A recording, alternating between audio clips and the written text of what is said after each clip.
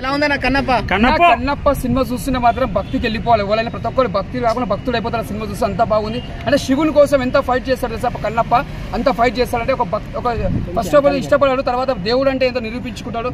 అలాంటి సినిమానే కన్నప్ప సినిమా. ఈ బ్యాక్గ్రౌండ్ మ్యూజిక్ కానీ స్క్రీన్ ప్లే అదిరిపోయింది.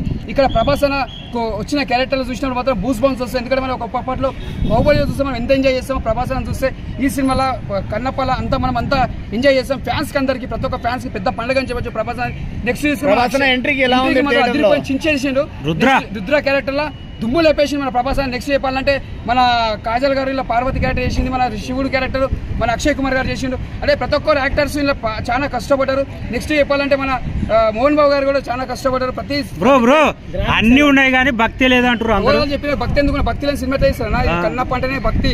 సినిమా చూసినా చెప్పండి, ఎవరైతే భక్తి లేదని చెప్తారో నా ముంగరు తీసుకొని చెప్తాప్పుడు. సినిమా మాత్రం చాలా బాగుంది. ఈ సినిమా శివుని సినిమా కాబట్టి ప్రతి ఒక్కరు చూసిన మాత్రం మారిపోతారు. ఇది ఎంత బాగుంది. ముందుగా చెప్పాలంటే విష్ణు ఈ సినిమాకి మంచి అవార్డు వస్తుంది. సినిమాకి ఇది పెద్ద బ్లాక్ బస్టర్ అని చెప్పొచ్చు.